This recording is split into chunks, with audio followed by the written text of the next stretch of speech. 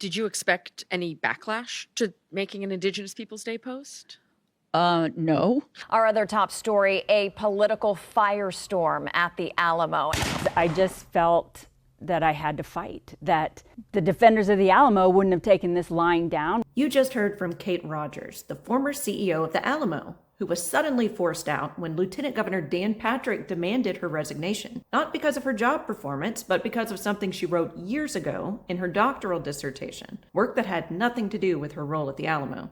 I was called a racist and a woke person in the same day. A routine social media post about Indigenous Peoples Day, something the Alamo had posted for years, was suddenly labeled woke and unacceptable by state leaders and right-wing activists, who then went on to pull 2 pages out of Rogers' 167-page dissertation as ammunition. He talked about the dissertation, talked about how concerned it was, and said he was going to have to ask for my resignation. His issue?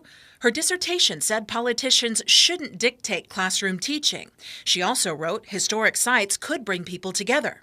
Lieutenant Governor Dan Patrick demanded Kate resign quietly, calling her views troubling, even though her fundraising and leadership had been outstanding. This was about silencing anyone who didn't toe the political line. So, what did she actually write? And when this all came up, honestly, I had to go find my dissertation and read what I had written because I honestly couldn't remember. And I was thinking, what did I write that was so offensive? He said, philosophically, I do not believe it is the role of politicians to determine what professional educators can or should teach in the classroom. You're essentially saying politicians should not play a role in dictating sort of how this history is taught. Did you consider that to be a controversial statement at the time?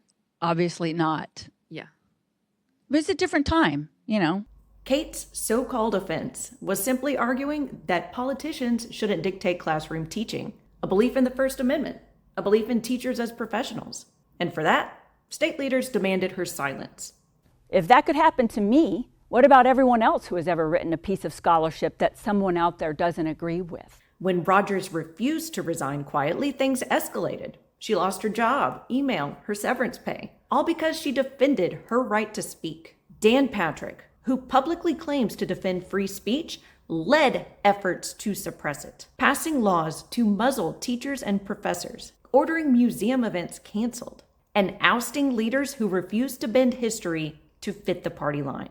The attack on Kate Rogers shows exactly how far GOP politicians like Dan Patrick will go to punish dissent, even their political allies. When partisanship outweighs truth, every Texan's right to free speech is at risk.